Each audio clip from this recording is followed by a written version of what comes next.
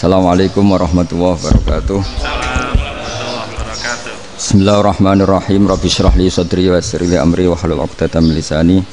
Allahumma shalli wa sallim ala sayyidina Maulana Muhammadin wa ala alihi wa sahbihi ajmain. Amma ba'du. Ini yang saya hormati pertama, pengatur saya ini Profesor Dr. Haji Maskuri. Yang cara ngomong tidak kayak profesor tapi kayak jurkam. Jadi kalau ciri utama akademisi itu kalau ngomong itu teduh, datar, runtut, sehingga memaksa orang lain itu menerima karena runtutan logika yang terbangun. Ya, kalau ini ndak, pokoknya kasar gitu, pokoknya orang itu. Ini agak lazim, agak dalam dunia ilmu.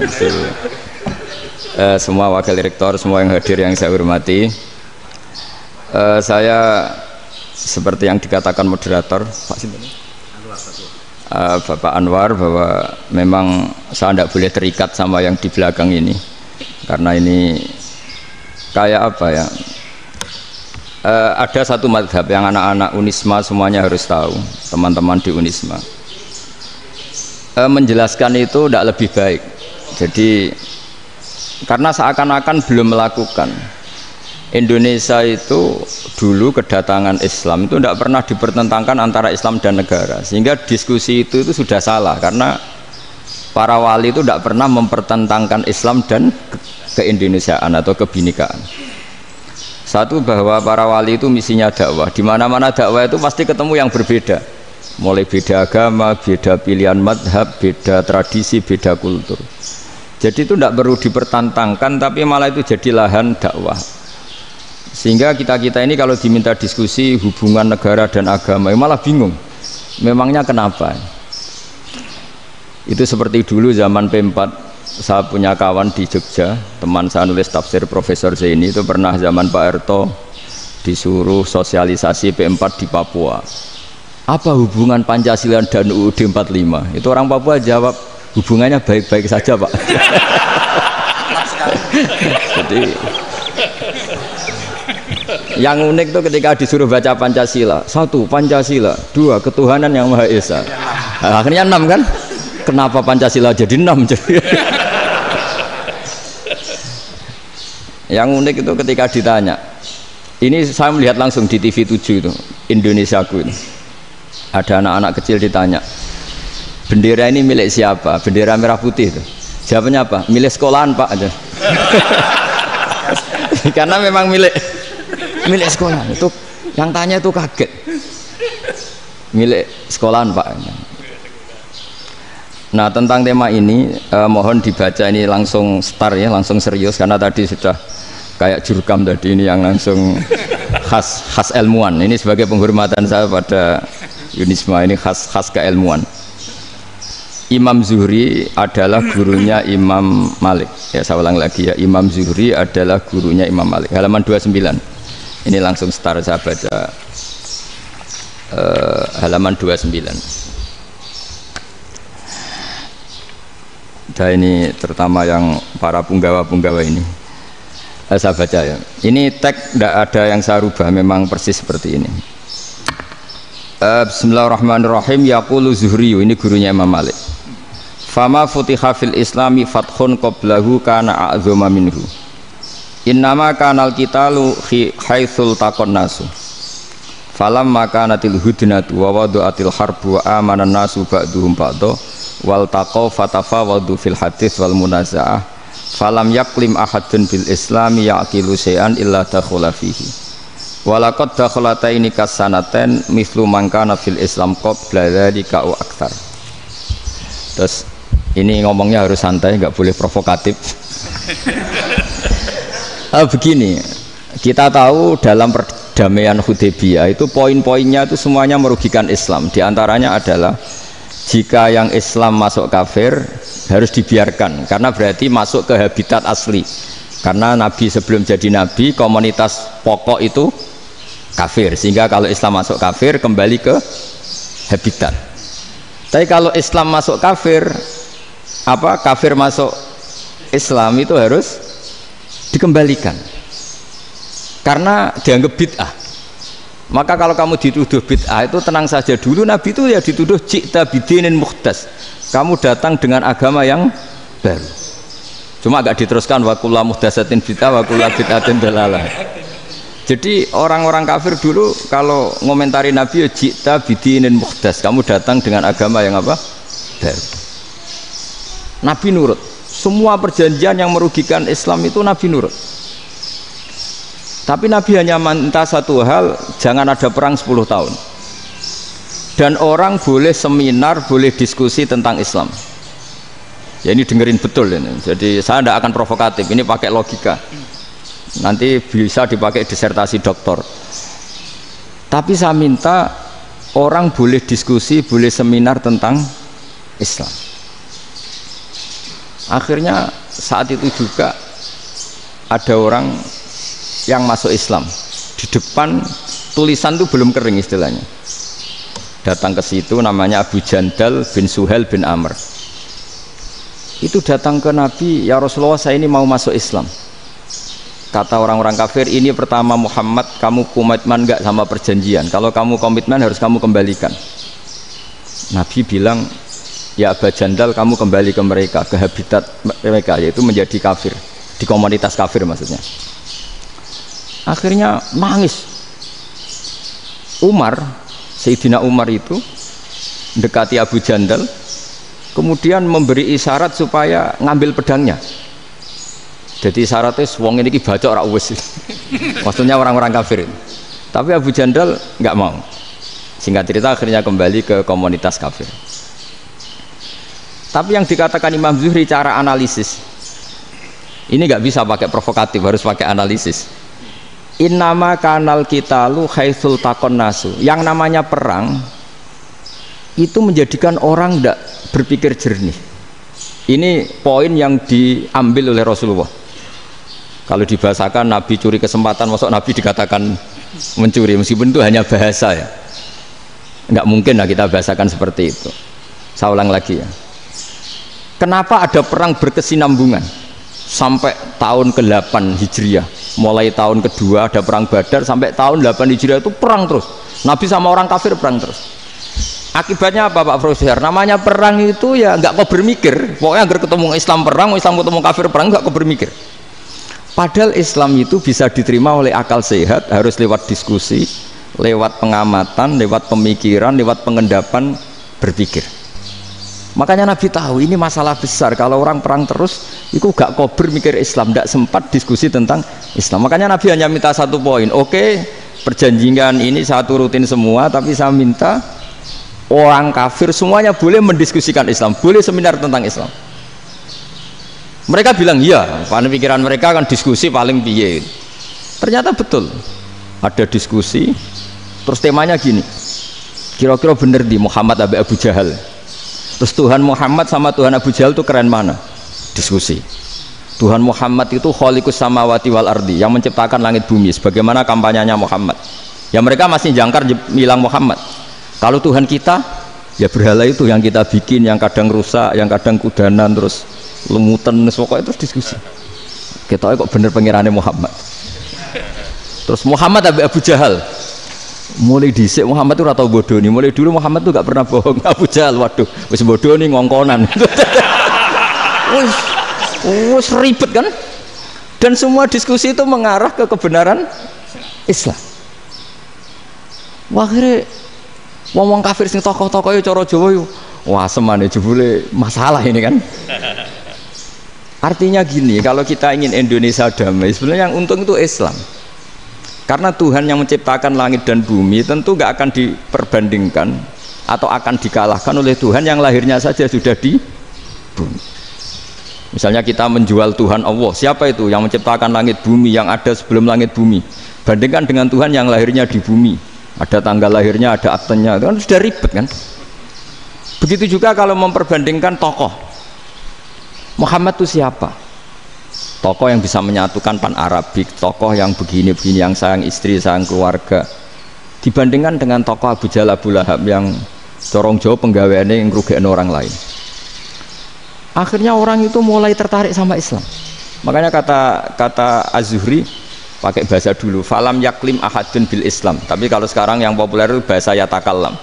Sebenarnya yang benar itu bahasa kalimah yaklimu kalaman, karena masdarnya itu kalam, berarti sulasi nopo mujarrad. Tapi di fiilnya itu mujarradnya enggak kelaku. Jadi di fiilnya takallama yatakallamu, tapi untuk masdarnya yang kelaku kalaman. Jadi ini agak unik, agak gak lazim. Sebenarnya kan takallama ya takallamu takalluman, tapi di masdarnya kalam populer, tapi di fiilnya tidak populer.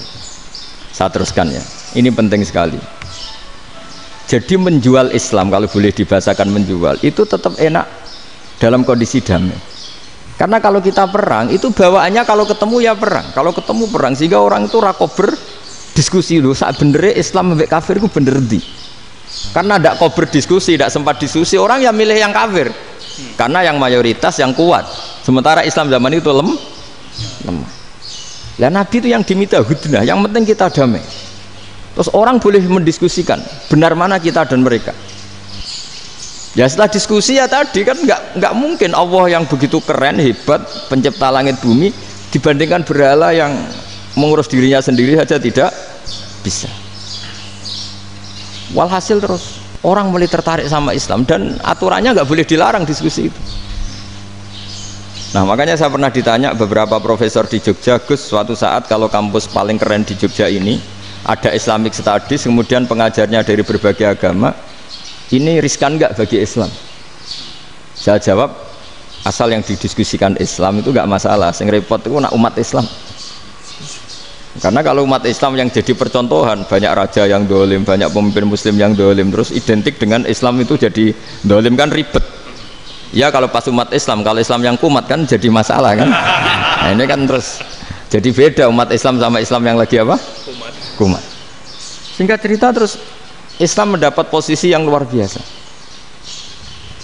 Nah makanya di sini diistilahkan falam makanatil hudnah, ketika ada perdamaian wa amanan nasu ba'dum ba'do, orang merasa aman, itu fatafawadu fil hadis wal munazaah, mereka berdebat. Munazaah itu berdebat, keren mana konsep Muhammad dengan konsep Abu Jahal, keren mana konsep Tuhannya Muhammad dengan Tuhan kita, terus diskusi. Dan mereka akhirnya ikrar, wah yang benar ya Muhammad lah, di mana-mana Tuhan tuh ya sebelum langit dan bumi, di mana-mana Tuhan ya punya reputasi menciptakan, masa Tuhan reputasinya diciptakan kayak berhala dan sebagainya. Ibadah juga gitu, ibadah wong kafir itu kalau tawaf itu telanjang, ibadah Muhammad santun pakai pakaian. Terus akhirnya mereka mulai tertarik Islam. Sehingga saya lihat di beberapa tafsir, saya memang tidak akan ngomong yang tidak serius, ngergani Unisba ben sawangane pemikir serius. Di Quran itu sampai lihat di tafsir Tobari itu ada ayat bal naqzifu bil haqqi 'alal batil fayadmaghuhu fa idza huwa zahid. Qadzafa itu kalau di kamus tak lihat itu takallama bila dalilin. Qadzafa itu ya pokoknya sekenanya. Artinya gini, kebenaran Islam atau kebenaran hak itu kamu taruh sekenanya saja itu tetap menang. Apalagi kamu taruh secara teratur, kamu taruh sekenanya saja itu tetap menang. Sehingga di sini banyak sahabat yang hidup di Cina. Sekarang juga banyak orang alim yang milih hidup di Amerika, banyak orang alim yang milih hidup di Inggris. Dan mereka pede, percaya diri, karena kebenaran itu kamu letakkan di mana saja, itu tetap akan menang, akan menemukan momentum kemenangannya. Misalnya gini, contoh paling gampang. Dulu para peneliti, saya ulang lagi, dulu para peneliti itu ya datang kemana-mana, termasuk Ibnu Battuta, termasuk Ibnu Khaldun, ya semua peneliti itu suka neliti. Setelah diteliti, Quran itu satu-satunya kitab suci yang membicarakan sains, misalnya tentang falak, tentang astronomi, tentang asal-usul kejadian manusia, kejadian makhluk, juga bicara tentang geografi, geologis, semuanya. Sementara kitab lain hanya cerita tentang mawaid wal hikam wal ibar. Jadi diteliti kayak apa, pada akhirnya hak ini yang menang. Bal naqdhifu bil haqqi 'alal batil fayadmaghu fa idza huwa zahid. Saya berkali-kali cerita, ada ulama yang ahli matematika. Ketika ditanya kenapa kamu suka ngajar matematika, sampai muridnya itu ragu, ini guruku mlebu swarga ta ora, penggaweane mulang matematika. Tapi para muridnya bermimpi bahwa Imam Amudi itu disuruh ngajar para malaikat. Dan itu pede betul dia. Kata Allah, ini ulama saya yang iman kepada saya setingkat iman kamu. Jadi malaikat itu tidak mungkin Gusti kita menyaksikan langsung engkau sementara ini di bumi, nggak nyaksikan jenengan. Kenapa bisa sepede dan seyakin itu? Akhirnya Imam Amudi disuruh ngajarin matematika. Jadi Anda kalau profesor itu nanti harus sempat ngajari malaikat, itu baru benar-benar profesor. Jadi nanti di akhirat ngajari siapa? Malaikat. Jadi ada seminar yang melibatkan banyak malaikat, narasumbernya itu seorang profesor. Itu ketika kenapa engkau begitu yakin kalau Allah itu Tuhan dan Allah itu Al-Wahidus Shomad. Terus Imam Amudi mulai nulis angka gak beraturan. 2, 3, 4, 5 sampai 1 miliar, 1 triliun, semuanya enggak beraturan.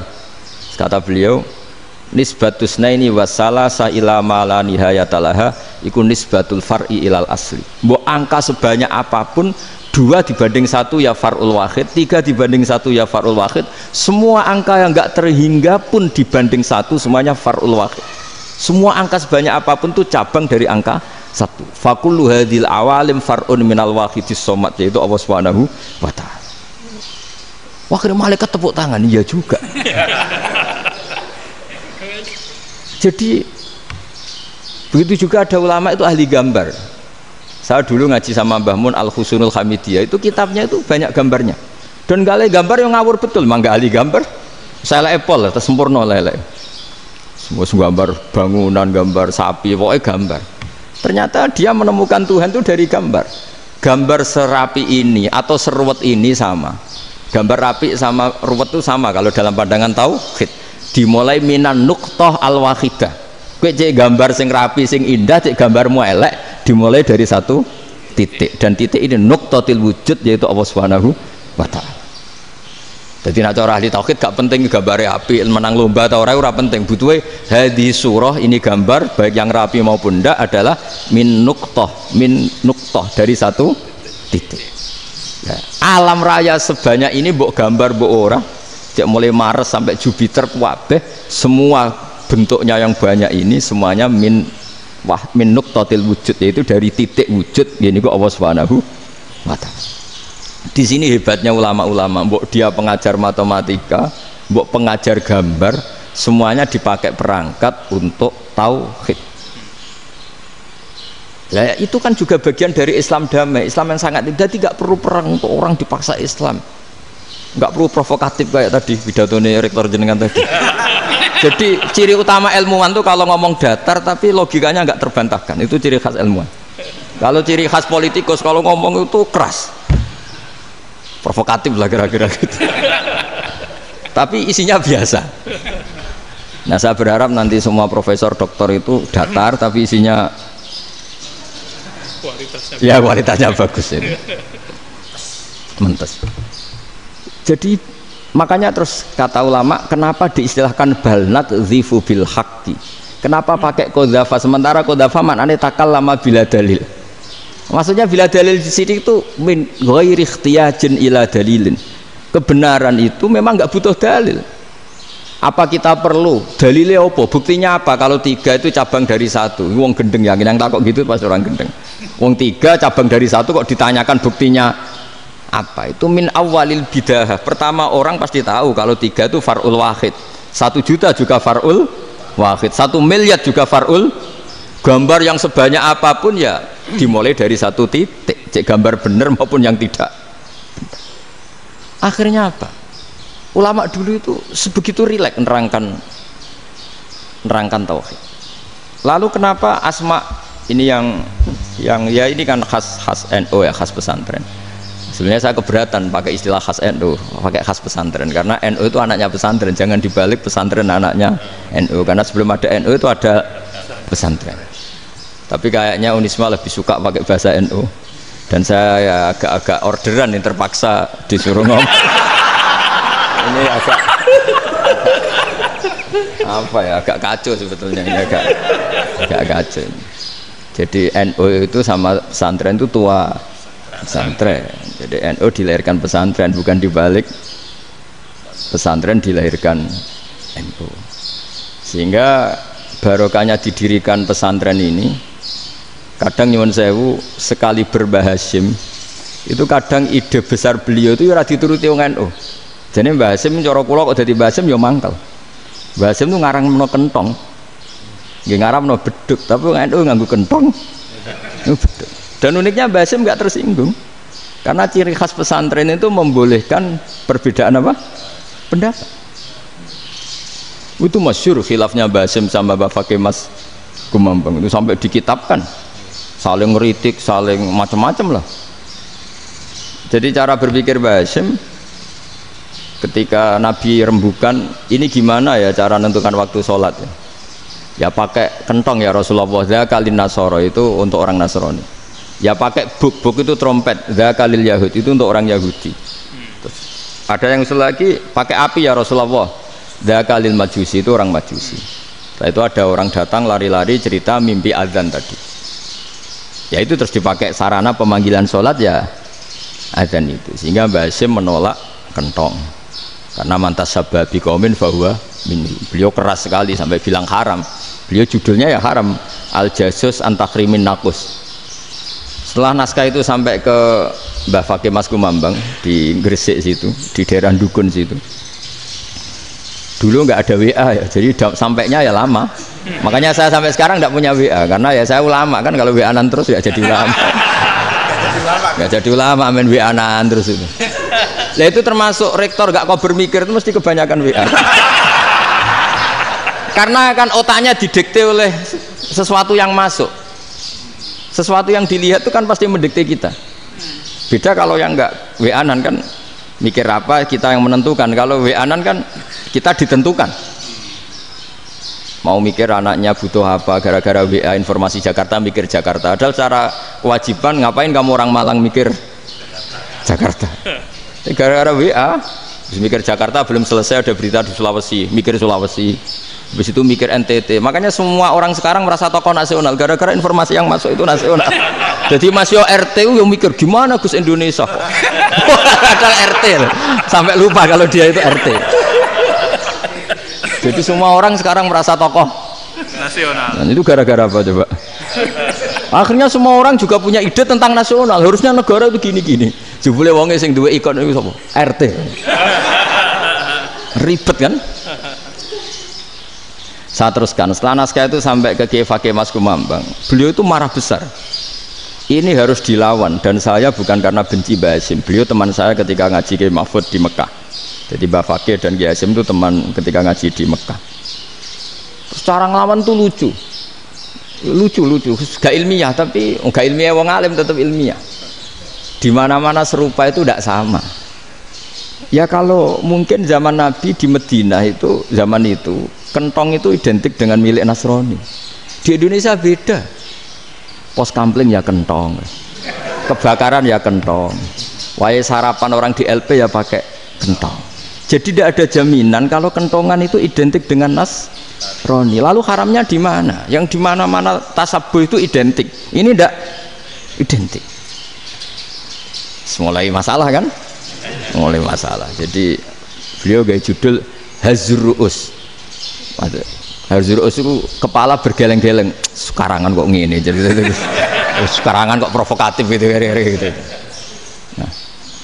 Dan itu Mbah Hasyim ya hormat Mbah Fakih hormat Mbah Hasyim. Saya sendiri secara pribadi itu lebih suka pendapat Mbah Hasyim sebetulnya. Karena bagi saya sholat itu sakral, ya sudahlah kalau sakral ya dipanggil dengan sesuatu yang sakral yaitu kalimat thayyibah adzan. Tapi saya tidak akan bilang kalau kentongan itu haram. Karena kalau haram alasannya mirip orang Nasrani, sementara pos kampling ya pakai kentong, ada banjir ya kentong, ada kebakaran ya kentong. Jadi tidak identik untuk misa atau untuk sholat ala Nasrani. Tapi itu dulu ya rileks saja, dua beliau itu ya saling menghormati padahal saling kritik.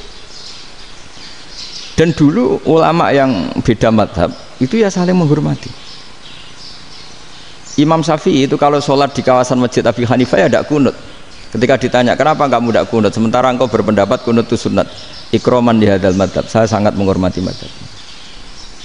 Imam Ahmad bin Hanbal itu berpendapat kalau orang pakai bekam, pakai iftisot atau hijamah itu batal sholatnya. Sementara Imam Syafi'i mengatakan tidak batal apa sholatnya atau wudunya tidak batal. Tapi Imam Ahmad itu ditanya, apa kamu makmum Syafi'i? Bagaimana mungkin saya tidak makmum sama wali kutub seperti Imam Syafi'i? Padahal menurut keyakinan Imam Ahmad ini sholatnya batal. Ini habis ikhtijam udah wudu. Tapi tetap saja beliau karena perbedaan pendapat di furu' itu lazim. Ya orang boleh berdebat lah. Ketika Unisma datangkan saya, itu saking senengnya kiai, apa saking sombongnya sampai ngatur kiai, kan nggak pernah bisa diperdebatkan. Itu kan orang boleh debat kan? Itu saking angkuhnya apa saking senengnya kan nggak jelas kan? Kan dan orang boleh setuju pendapat saya, yaitu ngatur kiai itu haram. Setuju juga Pak Rektor, ekspresi mahabbah itu ya macam-macam. Dulu sahabat ya gitu, sahabat itu ada yang nggak kenal wajahnya Nabi sama sekali sampai akhir hayatnya. Ketika ditanya, lo kamu itu sahabat kok nggak tahu wajahnya Nabi? Saya tidak pernah berani memandang Nabi karena ijlalan lahu, terlalu menghormati saya sehingga tidak berani memandang wajahnya. Ada sahabat yang penggawaannya dulu wajah Nabi sampai bisa nyifati alfiu faminunil hajib, sampai bisa nyifati detail karena dulu wajah Nabi itu ibadah. Ada seorang wali ditanya, kalau kamu di surga ingin nggak melihat Allah? Enggak. Loh, tapi semua orang ingin melihat Allah. Unazzihu dzalikal jamal an-nadhari misli, ben gak elek-elek Allah tak delok terima aku. Wong ra jelas. Berarti kok delok pangeran. Banyak. Jadi justru tapi karena saking takzimnya. Enggak lah, mosok sak aku kok. Makanya saya berkali-kali cerita, menurut kesepakatan ulama, soft awal itu paling baik. Tapi banyak juga wali yang kalau sholat itu di belakang. Koyok paling bener yang gue ngarep gitu. Lu bayangkan misalnya kamu semangat di soft awal di masjid haram, jebule sholatnya salah. Itu dari malaikat gaya nih gue ngarep, jebule raro. Itu di sini wong, jebule bodoh gitu. Gaya nih gue ngarep, jebule. Coba orang kalau sowan Mbah Mun, yang berani di depan itu kan ya ketuanya atau jubirnya kan, yang merasa tidak pati pinter-pinter kan mesti di pojokan. Artinya sudut pandang seperti itu ya sah saja, apa? Sah saja. Makanya banyak sahabat yang jarang sowan Nabi, alasannya takut ganggu Nabi. Banyak yang sering sowan Nabi, alasannya seneng Nabi. Yang sowan ya seneng Nabi, yang nggak sowan alasannya seneng. Lu Nabi itu tokoh, punya keluarga, punya anak. Kalau saya sering sowan berarti sering ganggu. Yang sering sowan dia alasan ini khazanah kita harus istifadah. Jadi zaman dulu dia biasa dua sahabat, yang satu milih mahabbah itu milih sering sowan, yang satu juga mahabbah milih tidak sering. Karena pertanyaannya bisa dibalik kan, sering sowan apa sering ganggu coba. Nabi Abedar assalamualaikum, Nabi nimang cucunya assalamualaikum. Ayo bener yang sowan apa bener yang enggak kalau seperti itu. Akhirnya terus diatur sedemikian rupa oleh Quran. Walau annahum sabaru hatta takhruja ilaihim lakana khairal lahum. Jadi sahabat kalau mau sowan Nabi ya nunggu di sufah. Kalau Nabi keluar berarti milik publik. Sekali masuk ke dalam tidak ada sahabat yang berani sowan. Itu la tadkhulu buyutan Nabi illa ayyudzana lakum. Kalau soal sampai masuk dalam harus nunggu dipanggil. Karena sekali Nabi masuk dalam itu milik privat keluarga, milik istrinya, milik cucunya, milik keluarganya. Jadi Nabi sekali keluar ke ruang itu berarti milik publik.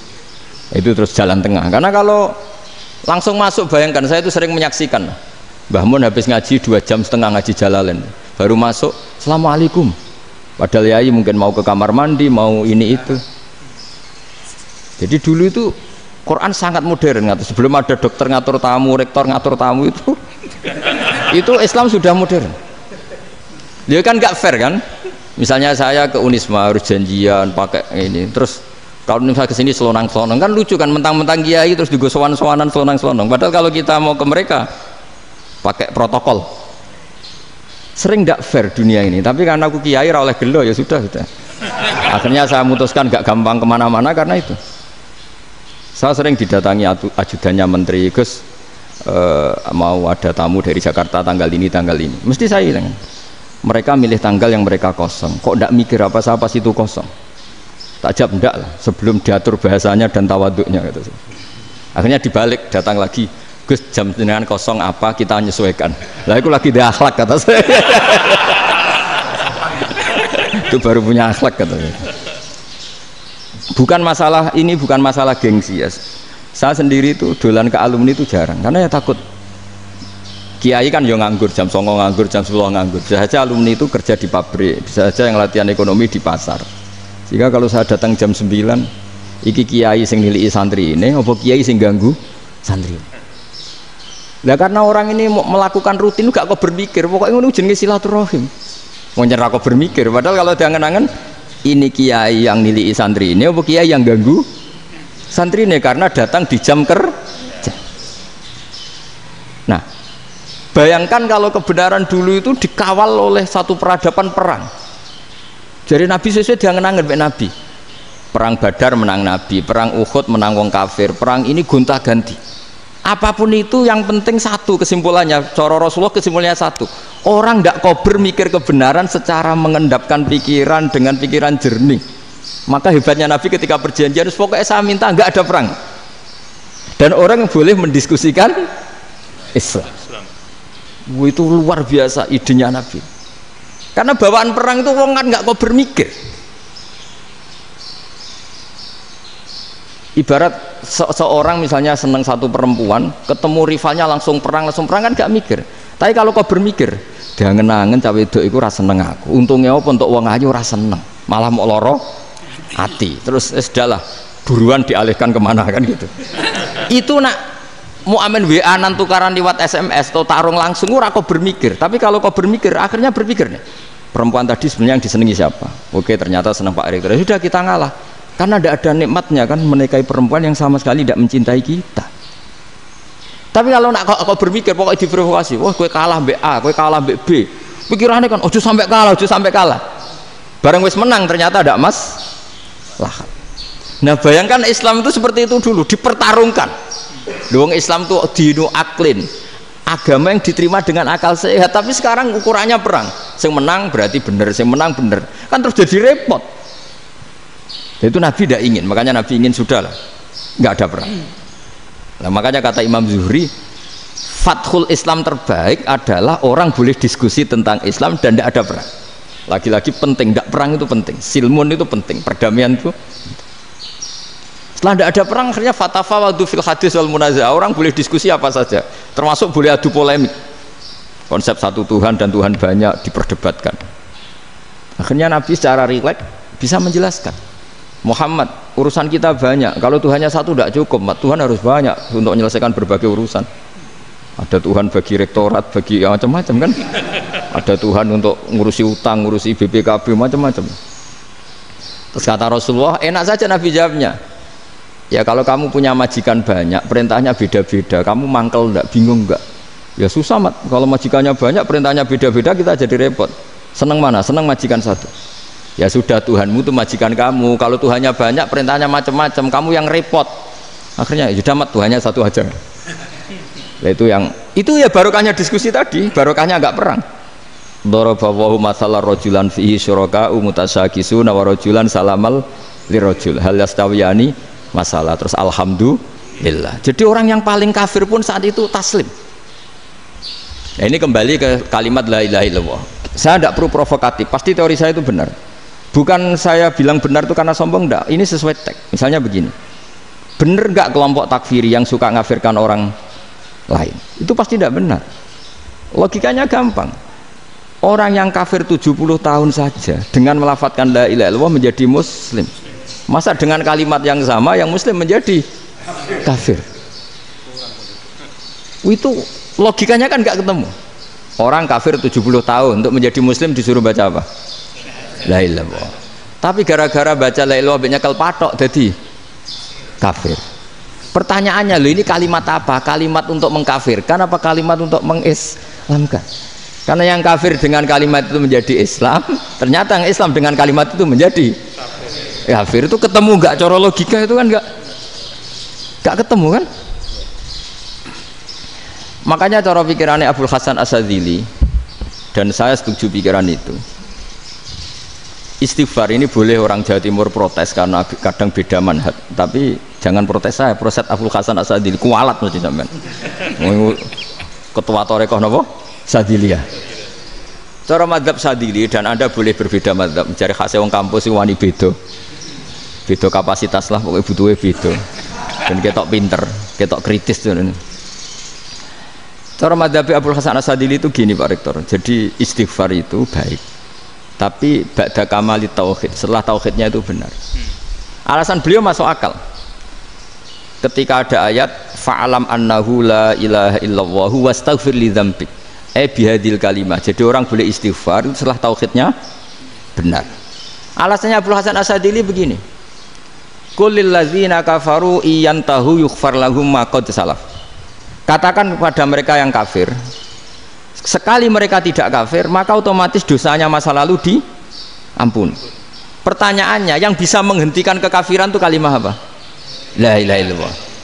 Dengan hanya melafadzkan la ilaha illallah Muhammadur Rasulullah langsung yughfar lahum ma qad salaf, langsung dosanya diampuni.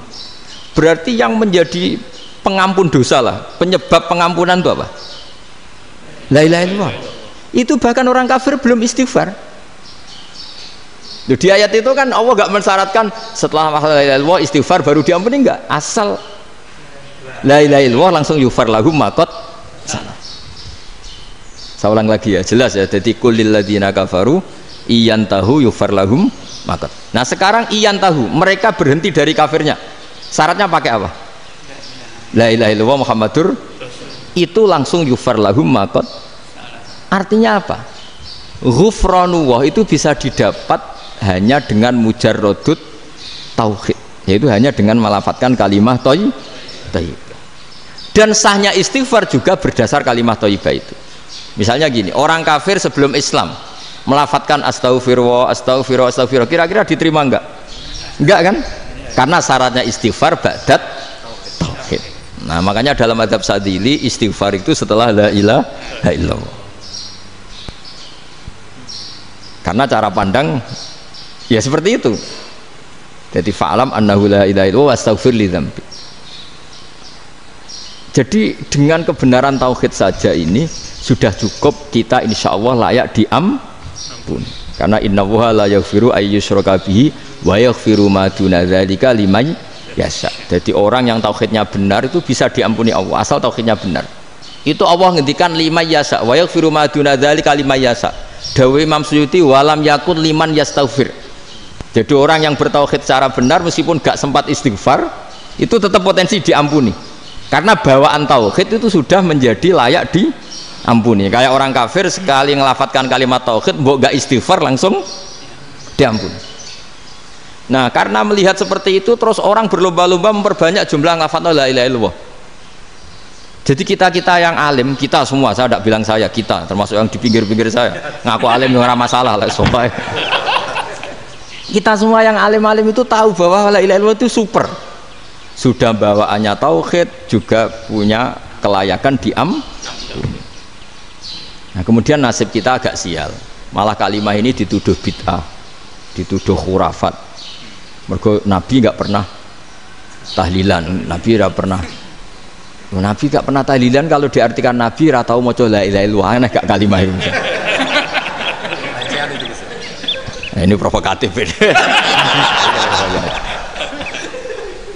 Jadi ini sudahlah keanehan-keanehan ini kita terima karena ciri utama wali, ciri utama ulama itu wa'udhu fisabili, harus pernah disakiti.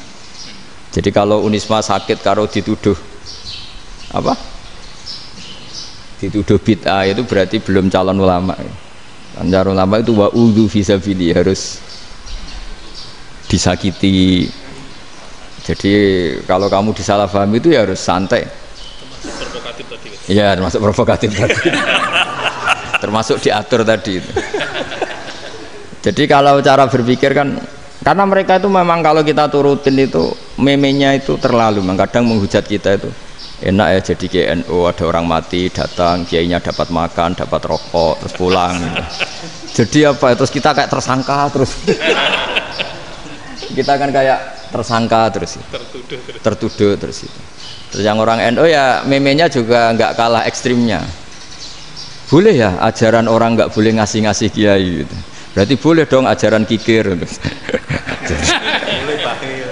Jadi memang kadang apa ya, cangkem elek lah bahasa kasarnya itu. Itu memang kadang lebih mengenakan kalau kita datang ke acara mayat kan dapat makan, dapat minum. Kalau yang sohibul bed rokok ya dapat rokok. Kalau kiainya dapat wajib, kadang 20.000, kadang 50.000. Terus memenya itu kok setega itu ya, ada orang meninggal kok malah kita makan-makan. Seakan-akan kan kultur ini biadab kan gitu. Tapi yang orang NU kebalikan bales. Oh ternyata nggak boleh ya mayit disodakoi, ternyata nggak boleh ya orang dermawan. Berarti Islam membolehkan medit ya gitu. Modus ini kan. Tak angen-angen itu luwih mandi timbang takbir ya kan. Karena ini kan memicu emosi kan. Memicu apa? Emosi. Nah, tapi saya kalau disuruh bela mana itu tidak ada yang saya bela. Ya seorang sudah lah, kalau mau nganggur saja sudah itu juga. Ya tapi itu memang apa ya? Itu khazanah Islam. Ada yang kritik, ada yang enggak. Ya itu memang khazanah. Ya biasa aja. Kalau saya biasa aja. Karena dulu ulama itu sudut pandangnya itu ya seperti itu. Ada yang ulama suka ibadah itu sholat, ada yang milih apa tidur. Sampai Imam Ghazali bilang suatu saat ibadah terbaik di zaman akhir itu tidur kan. Sholat saja kalah sama tidur kan. Tapi itu loh ya, yang wajib tetap loh, terus kamu gak sholat wajib. Begini beliau mencontohkan itu. Ada orang sholat tahajud terus obsesinya itu ingin hajatnya terkabulkan. Sementara yang tidur obsesinya nikmati rahmatnya Allah, boleh tidur, bisa tidur. Kata Imam Ghazali, timbang kita tahajud terus nuntut pangeran aduk turu katanya. Mergo engkau di akibat terus setan memberi bisikan, lo nyatanya kamu tahajud ya gak terkabul, berarti cerita bahwa Nabi ngendikan kalau doa tahajud mustajab enggak. Daripada ngono ki aduk turu ora tau ndonga ya. Timbang ngabri-abri Islam ya, timbang ngelek-ngelekin apa? Islam. Jadi ulama itu mulai dulu itu sudah berpikir. Banyak orang menjadikan tahajud sholat malam itu media untuk hajatnya. Dan kalau gak kesampaian ini mutung. Nyalahkan kiainya ijazah ramandi macam daripada ngono ora usah apa tahajud turu. Dan jenis kayak ini tuh banyak. Makanya ulama kayak saya itu seenake dhewe itu ya jarak. Saya sering didolani muhibin terus bilang Gus saya doakan gini-gini saya mau nyalon bupati atau saya gini. Saya bilang gak waduh orang dongo nak ramandi darane ulama dongane ramandi. Nak mandi kamu jadi bupati tetap nganggep karena beli. Sopo sing ora roh bupati saya juga beli. Ribet kan? Ketika mereka jadi ngunsurkan doa kamu apa karena kemarin beli? Yang beli maksudnya nggak beli nggak usah tersinggung. Jadi ribet ngadepin. Nggak artinya gini loh, boyo doa itu jangan dipakai begitu loh. Kalau minta nasihat tak nasihati jadi bupati yang baik, gubernur yang. Kalau minta doa itu resikonya. Akhirnya kiai kalau diminta doa ya doa, sebenarnya diisinya itu gak doa kemenangan. Itu nggak selamat gitu. Karena ribet. Makanya Islam itu doa itu setelah iman. Aturan iman benar baru doa. Aturan iman benar termasuk Allah itu yaf'alu ma yasha, boleh melakukan yang dikehendaki. Allah nggak boleh terdikte oleh doa kita, nggak boleh. Ya saya ulang lagi ya, madzhab Hasan Asyadzili ini khas kita. Jadi la ilaha illallah itu didahulukan sebelum istighfar. Tapi kebalikannya madzhab Imam Sanusi itu dibalik. La ilaha illallah itu kalimat yang sakral. Karena yang sakral dibutuhkan muqaddimah, yaitu yang melafadzkan harus yang sudah bersih, yang sudah steril baru melafadzkan la ilaha illallah. Maka dalam madzhab Sanusiyah istighfar dulu baru la ilaha illallah. Nah cara madzhab Abul Hasan Asyadzili kebalikan, istighfar itu sah setelah sahnya tauhid. Kamu ikut mana tuh? Asyadzili apa Sanusiyah? Alhamdulillah sama-sama tidak paham ya sudah. Akhirnya sudah. Iya sih nggak kemana-mana kan gitu. Jadi apa ya? Terus ini saya teruskan ini biar khas pesantren atau khas NU lah, kalau bahasa Pak Rektor khas NU. Ini Ben sampean tahu beberapa perbedaan itu lazim, halaman 24. Ya halaman 24 sama 25. Tak baca ini masih orisinil. An Sufyan bin Uyainah, ini juga gurunya Imam Syafi'i. Kata Sufyan bin Uyainah, beliau cerita, kana Isa wa Yahya alaihi salam ya'tiyanil qaryah fayas'alu Isa an syirari ahliha wa yas'alu Yahya an khiyari ahliha. Jadi Nabi Isa dan Nabi Yahya itu satu generasi, sama-sama masih muda. Kalau di satu kampung yang Nabi Yahya tanya, ini keluarga terbaik siapa? Saya mau nginap di situ karena kumpul orang baik itu nyaman. Kalau Nabi Isa kebalikan, keluarga terburuk mana ya, saya tak di situ. Nah terus Akhirnya faqala lahu Yahya lima tanzilu ala syirarin nas, kenapa kalau kamu bermalam kok malah kumpul orang-orang yang nakal? Innama ana tabibun udawil mardo, saya ini nabi ibarat dokter, di mana-mana dokter yang ngumpuli yang sakit, ngobati yang sakit. Makanya di NU itu ya banyak Kiai Jazab mengumpuli yang nakal-nakal. Nak tepak yang ngentas yang nakal, nak ra tepak ya katut. Ini adu nyali lah sudah gitu. Tapi itu ada ilmunya, yaitu niru Nabi siapa? Isa. Kalau kamu dokter penelitian tuh cari daerah yang banyak pandemi apa yang bersih? Yang banyak pandemi, karena yang namanya penelitian ya di situ kan. Kalau kamu dakwah ngentas kemiskinan, ke daerah miskin apa daerah kaya? Nah sama, kalau ngentas kefasikan, ke daerah fasik apa daerah orang soleh? Fasik. Ya, tapi itu Nabi Isa. Nah kalau kamu tidak Nabi kan potensinya kan ngadut itu.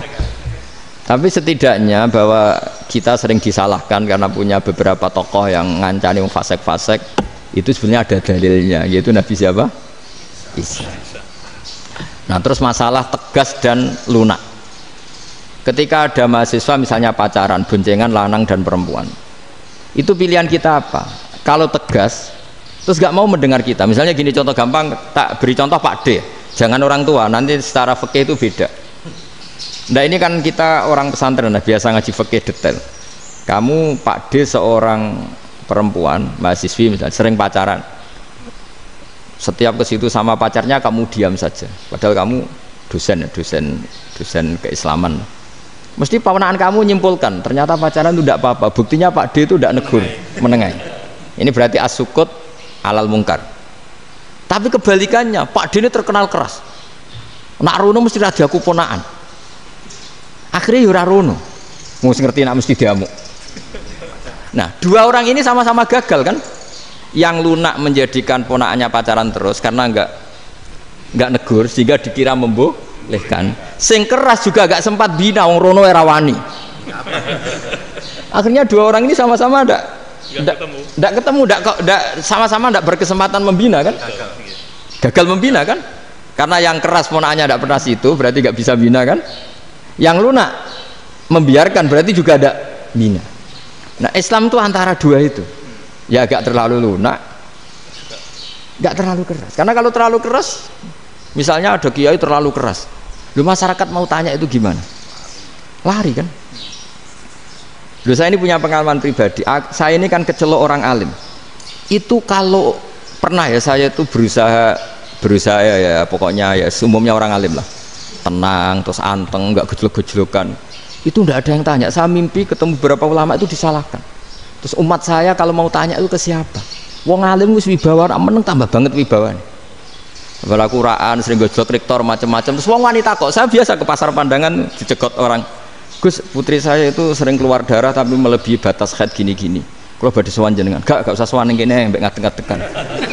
Terus tanya, yang haid berapa hari Gus? Ya supaya rudat ilal adat sebelum dia punya penyakit istihadah itu berapa? 6 hari ya sudah, kembali 6 hari lainnya mustahadah, tetap sholat, tetap normal. Tapi kalau saya wibawa, moro pasar gue tasbih seduwilu. Iku mesti wong salaman njaluk donga yakin. Tapi baru kayak rada uraan ketemu wong-wong, dol pening ndi? Mak pening ndi? Gus beneran Gus ketemu jenengan kula wingi badhe tuwa kok. Akhirnya tanya. Dadi uraanku iku amdan. Lha nek sampean asli iki asli uraan. Karena ndak uraan lah tetap ndak wibawa kan. Jadi baru kayak uraan itu ya banyak. Saya itu kalau ngantor di Jogja itu banyak orang yang tanya, ya biasa tuh tanya macam-macam. Karena saya uraan ke pasar ya orang, bahkan di bis sering ketemu orang, wah beneran Gus kalau badhe sowan jenengan badhe tanya ini. Ya sudah di sini aja. Jadi semua itu diilmoni.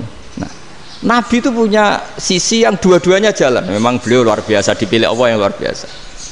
Nabi ketika wibawa itu banyak sahabat yang bahkan mengenali wajahnya aja tidak bisa. Ka'anna ala ru'usihim at-toirs, bayangannya seakan-akan di kepalanya itu ada burung yang takut terbang, saking antengnya. Tapi Nabi sekali mengeluarkan job, sekali santai, itu sahabat tanya itu sampai yang nggak pantas ditanyakan. Nabi saya tadi kumpul istri saya, tapi tidak inzal, itu wajib mandi ndak. Aro'aita law anna ahadana ya'ti imro'atahu walam yunzil. Itu ya ditanyakan. Nabi mun kumpul mboten saged inzal sepundi. Guys betul lagi.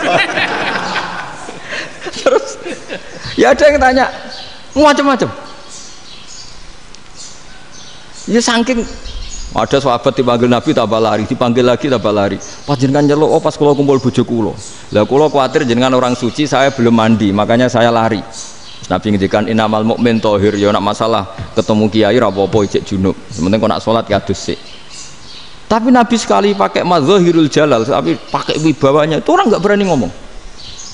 Tapi sekali Nabi rileks, itu orang bisa tanya apa saja, termasuk halal yang nggak pantas.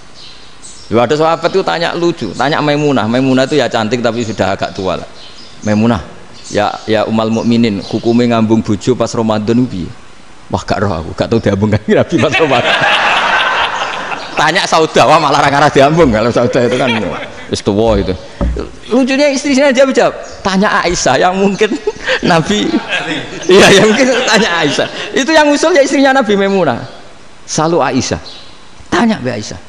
Ya Amirul ya umal mukminin gini-gini. Wah Aisyah yang cantik masih perawan kan.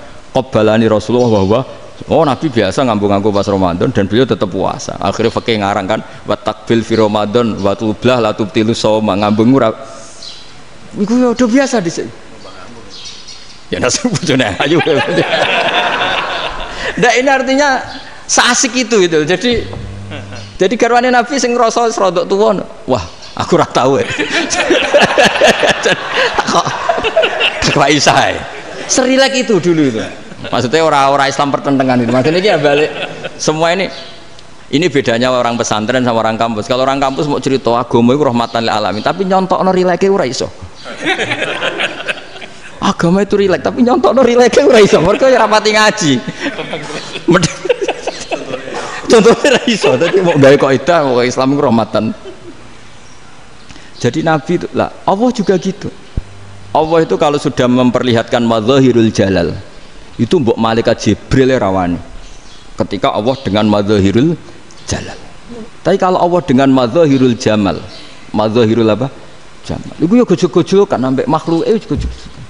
Ya buli-bulian cara sakniki. Ya sampean delok ning hadis syafaat itu, akhiru man dakhalal jannah atau akhiru man kharaja minan nar itu di beberapa judul. Ada seorang rojul yang ahli neraka ya, dintas baik pangeran, terus ditudono swarga. Gusti, swarga, sengiler tok wong wayu, roh, wes wong ngiler tok. Ngerjaluk Gusti mosok roh tok ora oleh mlebu. Jarimu asal mlebu metu kon neraka ora jaluk-jaluk meneh. Sumpah lho ya, gak jaluk apa-apa meneh. Mboten Gusti. Sekali saya keluar dari neraka ndak akan minta apa-apa lagi. Wis. Wallahi, wallahi, la as'alu ghairah. Maksudnya ghairah khoslah, ghairah tilkal khoslah. Ya niku selain keluar dari neraka saya tidak akan minta lagi. Didono swarga wong do kelon seru wibet kan. Sing bojone elek kan dendam dadi ning swarga iku. Swarga wis macam-macam. Gusti mosok roh tok ora oleh mlebu. Jarine ra janji ra njaluk meneh. Akhire ya wis didelokno neraka. Jadi pangeran jawabe gampang didelokno neraka. Roh neraka begitu menyakitkan, begitu ngeri. Sudah Gusti saya tidak minta surga, sementing nggak masuk neraka. Rabbana srif anna adzab jahannam. Setelah lama itu diadepno swarga njuk mlebu swarga, terus diadepno neraka. Akhirnya ya sudah. Saiki mlebu swarga gak apa-apa. Iku jawabe lucu. Atas taziu jenengan ngenyek kula. Mengkarwan ra di swarga kok mlebu swarga. Terus akhirnya mlebu swarga, kan mlebu swarga tamanna, sangen-angen sembo jaluk apa? Orang ngangen-angen yang indah-indah laka wa asratu amsal ya siku tak turuti wa asratu amsalih lan lipatan ke-10. Jawabe wong lanang ya lucu. Atas tazi ubi wa anta rabbul alamin. Jenengan pangeran kok ngenyekan. Maksudnya wis karuan aku ora pantes. Terus jare pangeran la astazi ubika walakinni ala ma asya'u qadir. Aku gak ngenyek kowe, pancen aku pangeran. Nuruti kowe iku iso. Jadi Allah sendiri ketika dengan madzahirul jamal itu malaikat ya ono sing wani bantah.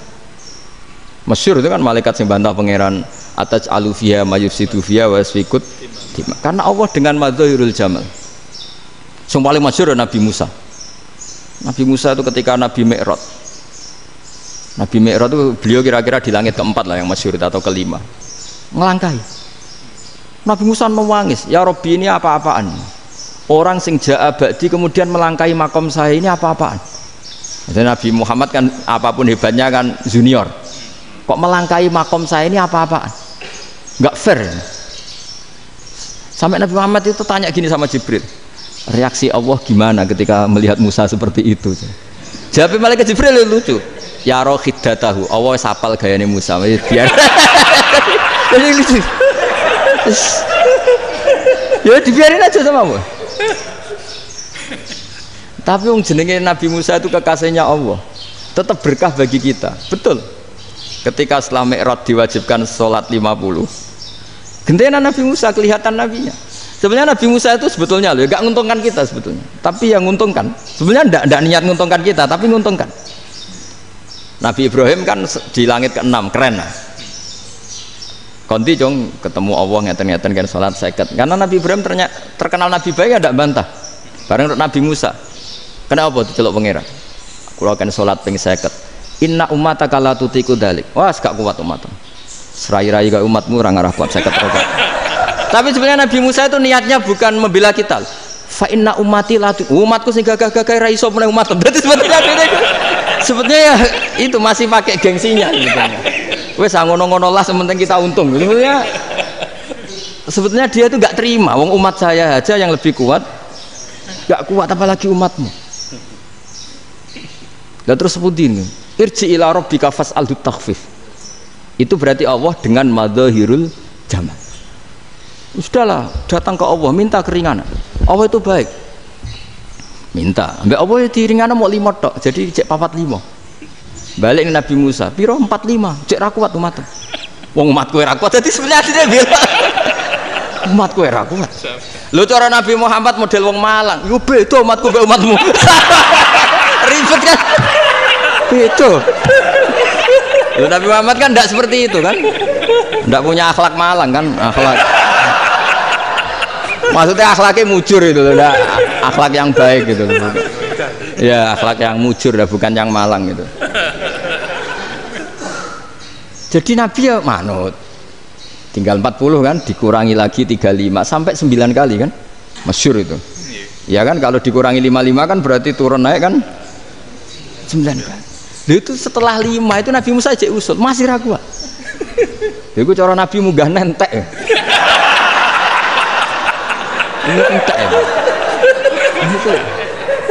Terus iya doa tuntas betul. Sebebas. Terus munggah ado-ado lha opo? Ngapain itu? Akhirnya Nabi Muhammad sudah sampun ya kalimah Allah, saya ini malu sama Allah Musa. Sudah 9 kali dan diturutin terus. Jadi Allah kalau dengan madzahirul jamal itu Nabi Musa biasa nego sama Allah. Tapi ketika Allah dengan madzahirul jalal itu Nabi Musa enggak berani. Yaitu di hadis syafa'ah. Hadis syafa'ah ketika manusia datang ke Nabi Adam, ya tuna Adam. Ya Adam anta abul basar ngene isfa'li ana inda rabbik. Kamu saya minta mensafaati kita. Nabi Musa, Nabi Adam inna rabbi qad ghadibal yawma ghadaban lam yaghdab qablahu mislah wa la yaghdab ba'dahu mislah. Ini Allah sedang murka besar dan tidak akan murka seperti ini lagi. Sudah saya tidak berani, nafsi. Nabi Ibrahim enggak, termasuk Nabi Musa ketika di itu ya enggak berani. Karena Allah dengan madzahirul jalal. Itu Nabi Musa enggak berani. Sudah saya sendiri itu pernah salah.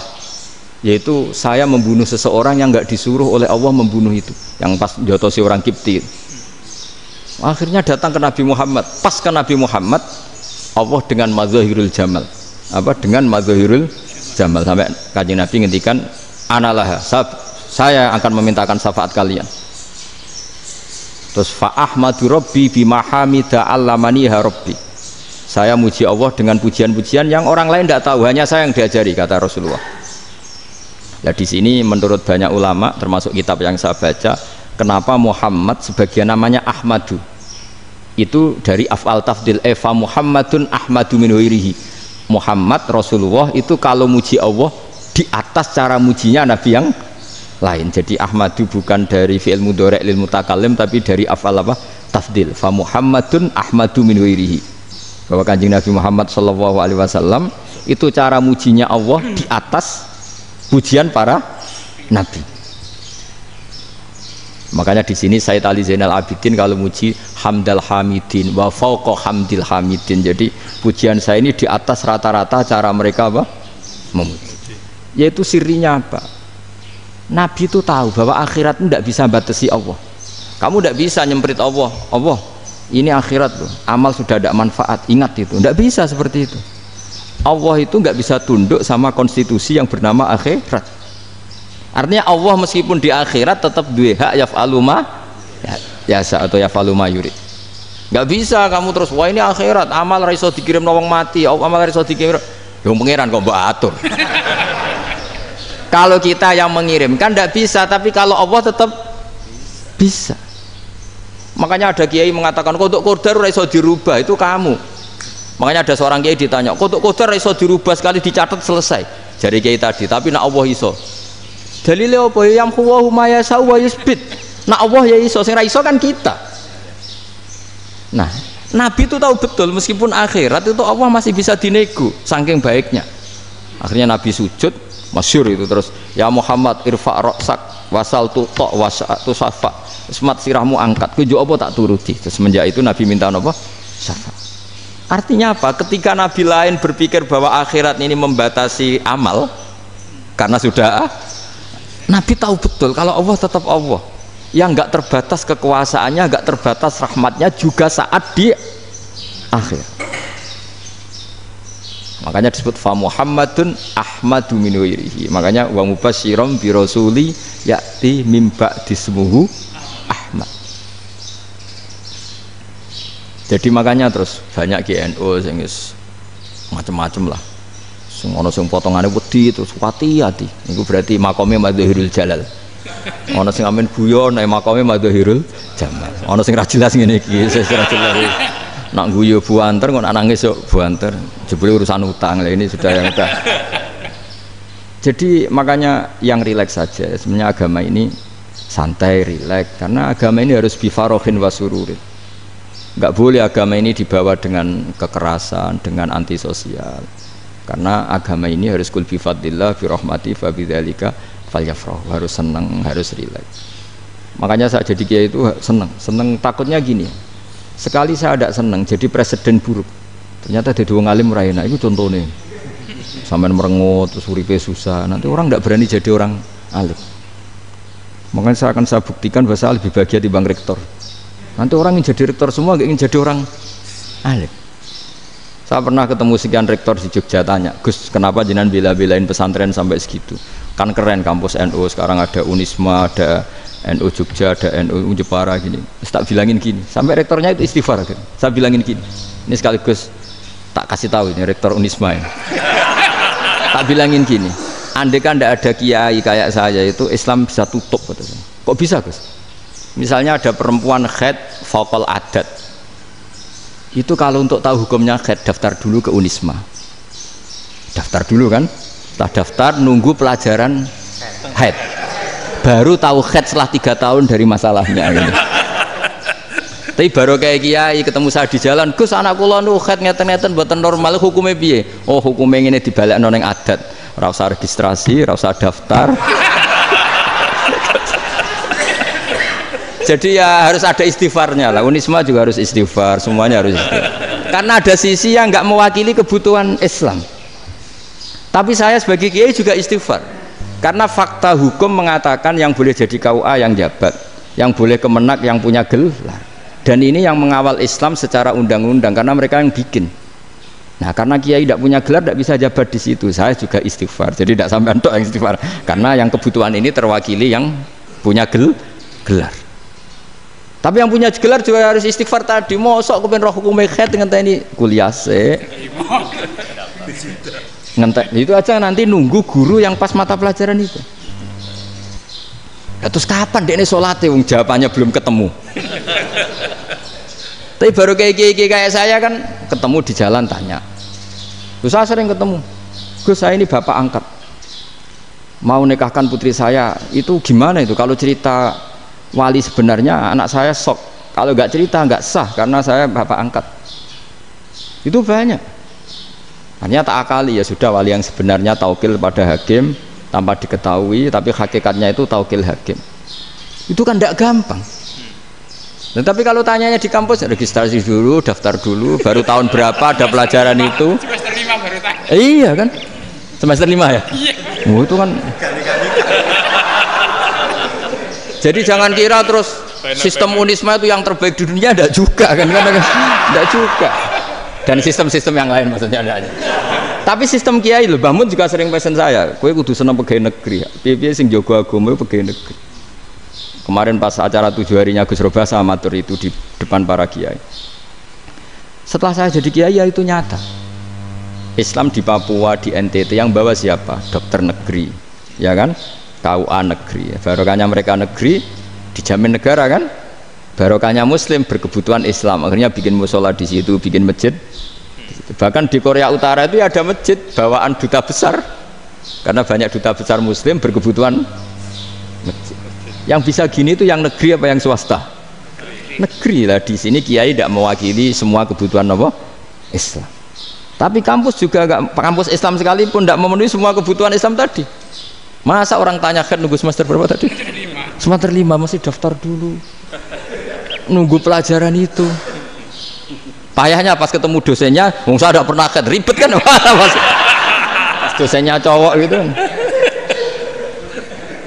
Jadi sudahlah, makanya ini, iya makanya ini kan bentuk kearifan lah. Jenengan ngakui fungsi kiai kayak saya itu bentuk kearifan. Saya juga ngakui jenengan itu butuh kearifan. Saya sering didolani KUA itu rata-rata ya didikan kiai. Kompilasi hukum Islam itu banyak ya, janda cantik. Contohnya harus cantik, kalau jelek nggak mungkin terjadi kan. Ada janda cantik kebetulan suka kawin tapi takut zina. Saya ulang lagi, suka kawin tapi takut.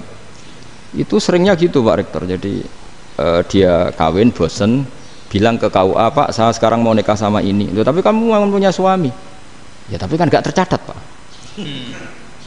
Itu KUA nya rata-rata itu nggak berani meskipun nggak tercatat, karena secara fikih meskipun nggak tercatat tetap dia seorang perempuan yang bersuami, maka nggak boleh nikah sama orang lain.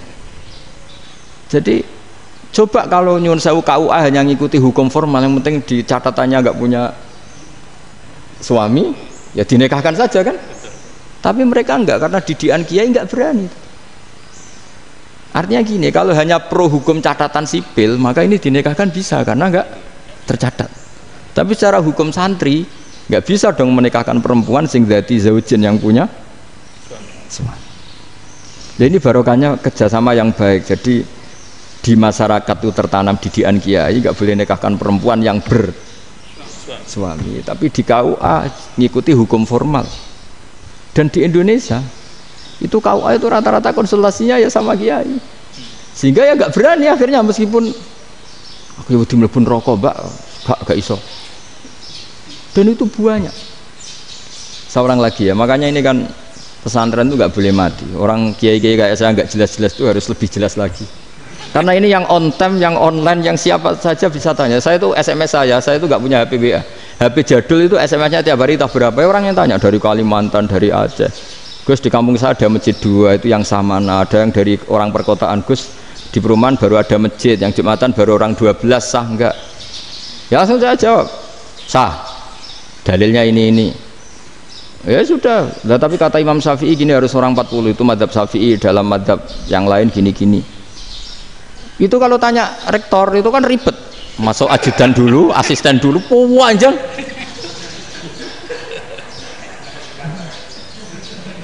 Wah itu kan ribet kan.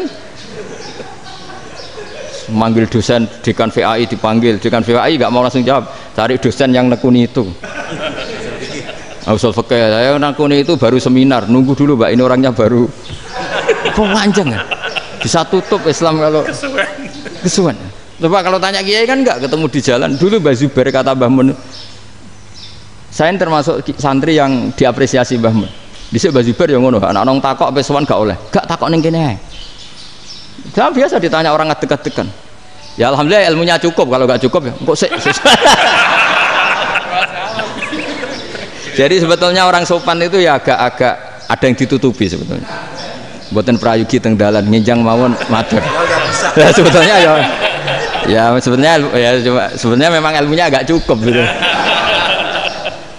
Tapi itu sebenarnya secara fikih itu haram, menunda itu haram. Yo haram tuh, coba bayangkan ya, kalau tanyanya sekarang, Gus saya ini sudah keluar darah 1 bulan penuh, padahal normalnya hanya 6 hari. Saya nanti sholat enggak? Kalau minjang mawon dugi kula, berarti kan hari ini belum ada keputusan. Sholat apa enggak kan? Tapi karena modus tadi, boten prayogi nggih ngendikan ngoten teng dalan ngenjang tengen kula. Itu kemungkinannya 2, sopan atau goblok itu saja. Kayaknya kalau sopan enggak lah. Kayaknya enggak lah kata saya. Karena secara fikih itu jelas haram. Bagaimana mungkin sesuatu yang harus dipraktekkan nanti duhur dijawab besok, berarti duhur, asar sampai subuh belum ada jawaban, berarti enggak ada sholat kan? Makanya dibutuhkan orang-orang alim yang kultural seperti ini, dan NU menghormati kultural. Tapi Mbah Mun juga sangat menghormati Islam formal, karena tadi produk-produk formal itu bisa dilembagakan oleh negara, dan itu kita ikut untung. Makanya Mbah Mun itu kalau punya tamu KUA, punya tamu polisi sampai pejabat itu. Kenapa saya contohkan KUA? Supaya jangan kira seperti pendapat orang-orang hasud, wah mesti aja disolani presiden seneng, menteri seneng. Enggak juga. Sebenarnya semua kiai itu mulai KUA sampai polisi, polsek, polres itu seneng semua. Karena sama-sama diajak mengawal bangsa ini, diajak mengayomi semua masyarakat. Tapi kadang-kadang masyarakat ngeritiknya, jenenge kiai disolani menteri ya seneng presiden. Padahal yang sowan kiai itu yang mulai KUA, Kapolsek, kepala desa, RT, mudin. Itu mudin kalau tanya ya lucu-lucu. Gus kalau nate nyembelih pitik kemanian, pitike gede man. Akhirnya wis ngerti nak kemanian langsung tak sebelah meneh terusane ku sah ta ora. Ribet. Ya tak jawab, lah pitike pas iku jek urip to ora? Terus urip Gus. Wis sah cara mazhab Malik kerja urip.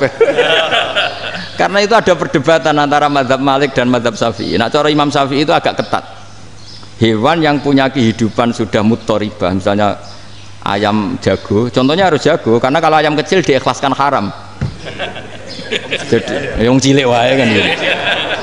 Fikih itu ya, fikihnya orang Indonesia itu pecundang. Kalau ayam kecil gak ditanyakan, mate ra wis. Kalau jago ditabrak truk kejet. Andai kan gak disembelih pun mesti mati. Itu cara mazhab Syafi'i itu haram. Karena penyembelihan ini tidak menjadi penyebab kematian, tapi memang karena kecelakaan tadi. Tapi cara mazhab Imam Malik enggak. Andai kan enggak disembelih, matinya kan 2 menit lagi atau 1 menit lagi. Andai kan enggak disembelih, berarti mati sekarang itu bawaan peso apa bawaan kecelakaan? Ya sudah halal gitu caranya. Nah akhirnya ya saya bilang ya sudahlah kita semuanya mati.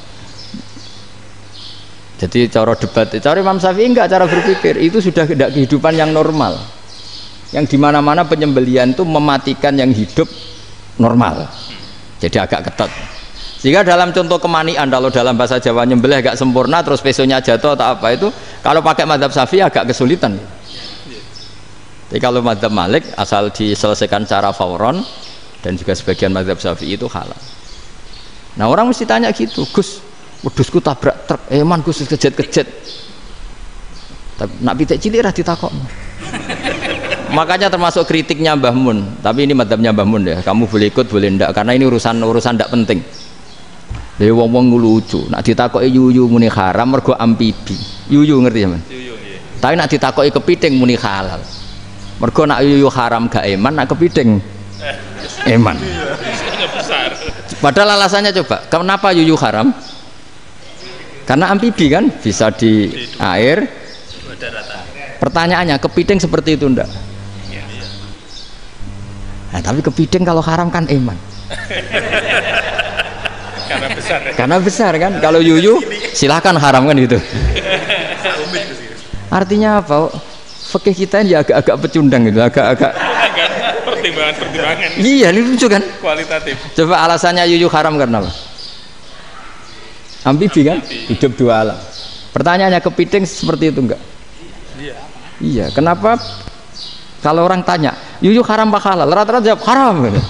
Tapi kalau kepiting mulai khilaf. Loh mestinya kan sama kan? Lah itu karena unsur imannya. Iya tadi. Saya juga sering melihat tonggo-tonggo itu. Ayam cuwilik sakmene ketabrak truk, enggak ada yang tanya. Tapi saya pernah jalan-jalan di Naruan sini. Ono jago ketabrak, sing duwe langsung marani kula. Pas saya naik motor, Gus ini halal apa haram? Nak langsung kula sebelah halal apa haram? Wis kanggo kowe halal ya halal. Karena saya tahu tak jawab haram mesti kecewa itu. Aduh, kiai ini beratnya kan. Ya akhirnya ya saya setelah itu Fatihah Imam Syafi'i ngapunten nih umat kula tuh rahasia mangke madzhab jenengan tuh ndak siap. Untuk madzhab ini ndak sama. Iya kan akhirnya pakai madzhabnya Imam Malik tadi. Ya tak Fatihah Imam Syafi'i ini mboten niat nglawan jenengan. Tapi ngobati tiang eman. Mergo pitike besar itu. Jadi ini kan ceritanya itu makanya yang rileks saja lah bahwa Islam ini yang rileks, yang menyenangkan karena ya agama ini harus menyenangkan. Raditu billahi robba. Raditu itu seneng banget, ridho itu puas. Nggak boleh beragama pertuntungan terus emosinan, ya marem atau raditu itu marem jadi yang nyaman. Ya saya kira demikian. Assalamualaikum warahmatullahi wabarakatuh.